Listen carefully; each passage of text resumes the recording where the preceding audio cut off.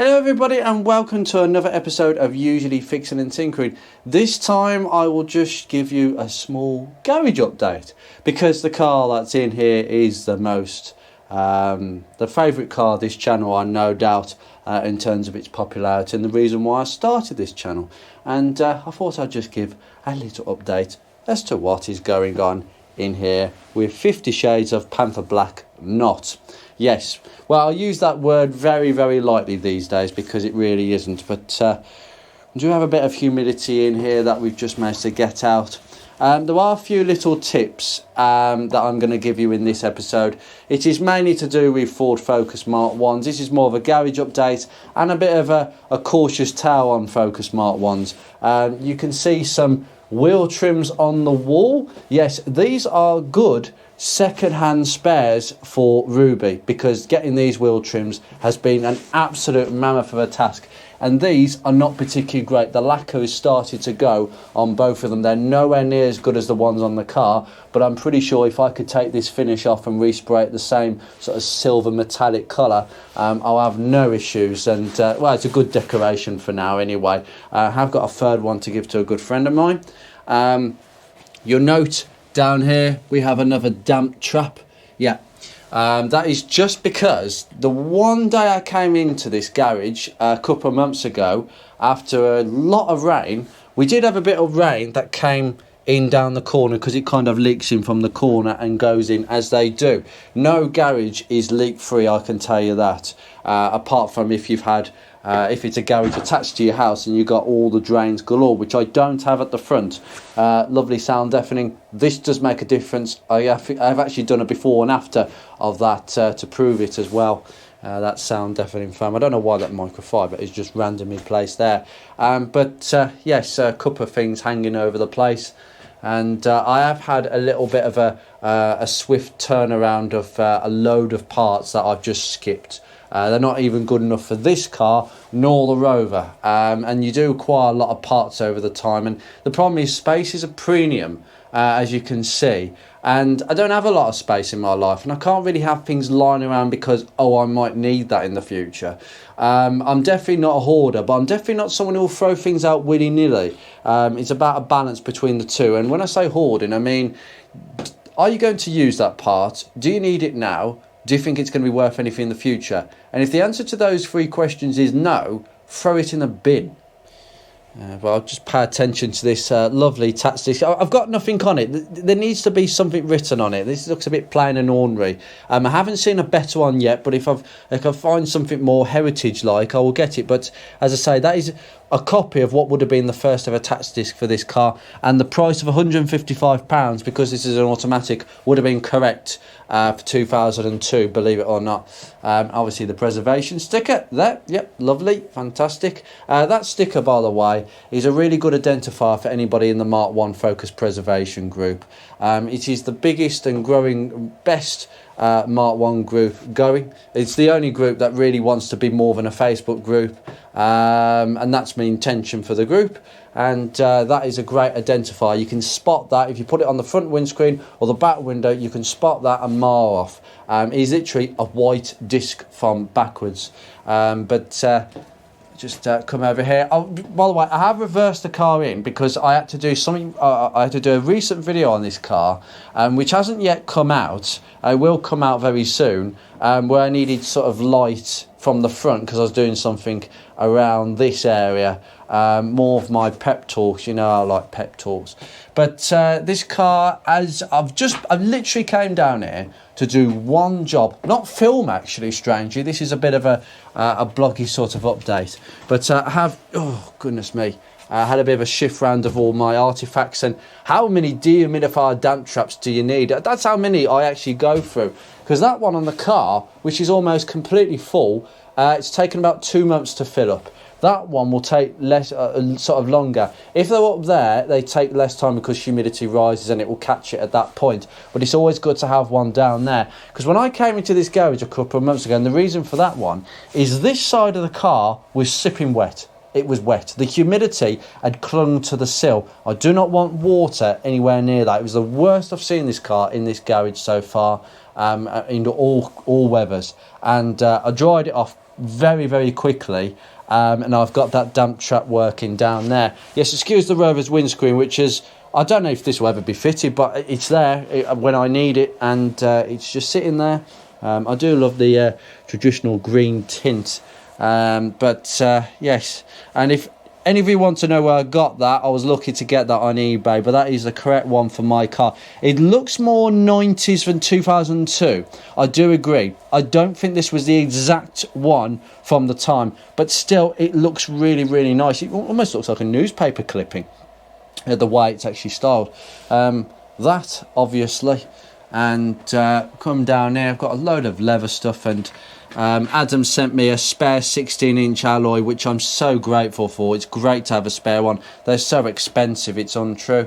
Fiesta Mark III parts and Rover parts sort of hanging up down there by the vents. Make sure those vents are absolutely clear, by the way. You want ventilation in a garage to go under that garage door and up and out through the vents. You don't want stagnant humidity in here. This is I think humidity in a garage like this is worse than having your car out there in the humidity. It really is that bad. And there has been some evidence underneath, sadly, that like I had some reminders in the last few weeks looking underneath this car, which has been treated again. I've just sprayed a load of Dynax down the quarter on this side. You won't be able to see very clearly, but basically towards the end of the arches where they go, the end of the sills I should say, and that side, I've been spraying in Dynax because my Mark 1 is no exception, and despite all the work she's had done on her by me, the body shop, etc., it will still continue to rust. It will do so. I'm afraid this is the kind of the sorry part of this video is that if you have a Mark 1, please, and like any other car, your car is never finished. No matter how finished you think it is, it will never be finished. You'll always need to maintain your car, and a Mark 1 Focus needs high maintenance at this age.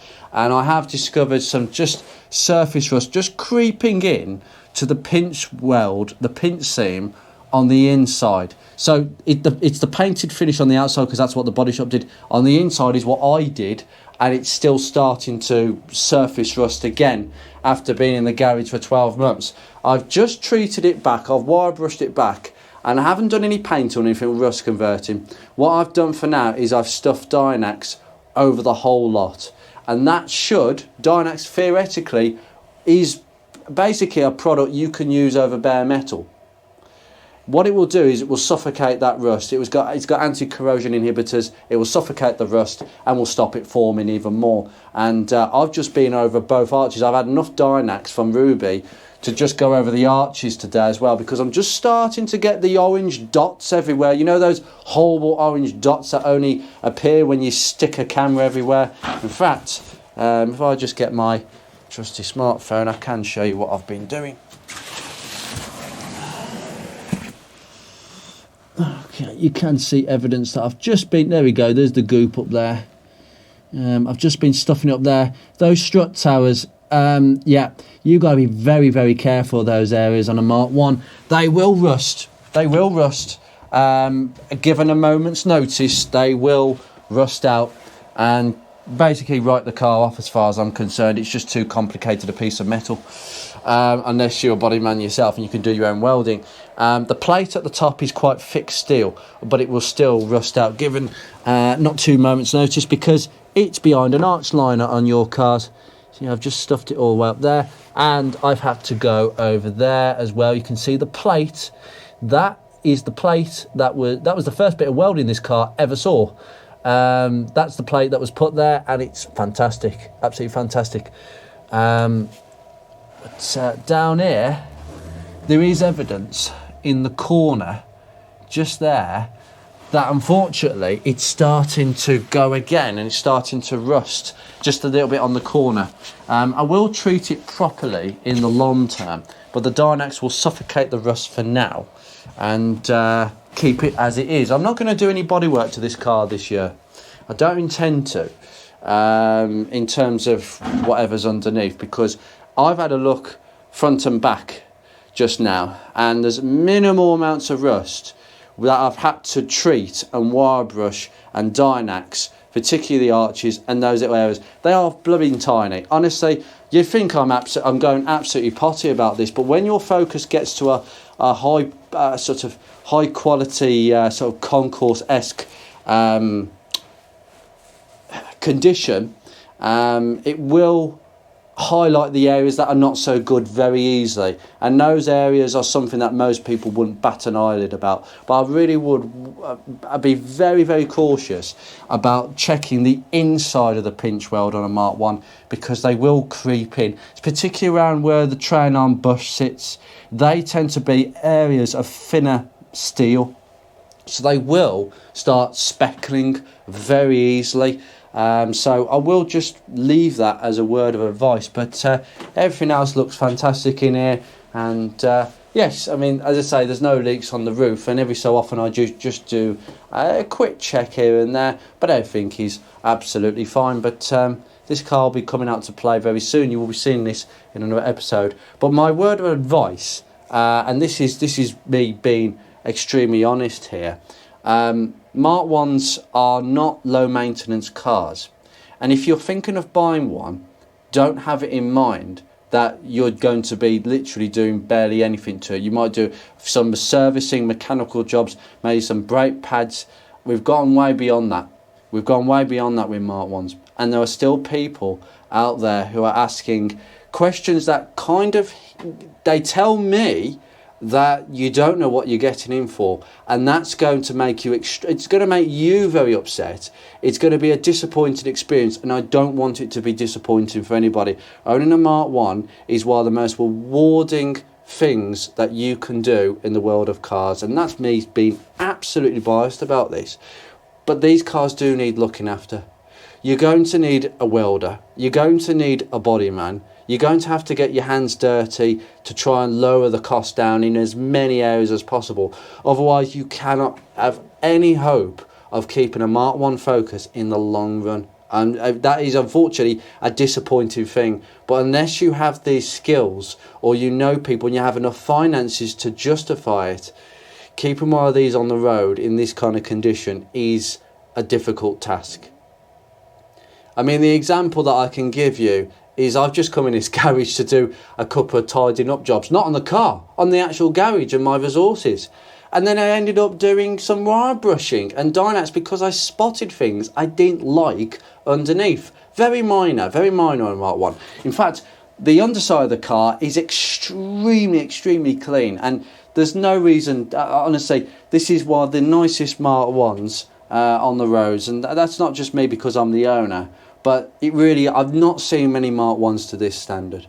And there are very few far between. And they're usually kept extremely impeccably by their owners who are so dedicated towards them. You have to give them a gold medal because you're constantly at it. Mark 1s cannot sit around for months, even in garages. I believe only a heated garages is the only thing that really will protect these cars. And even then, a heated garage, I couldn't even imagine a Mark 1 stop rusting because that's what they just do.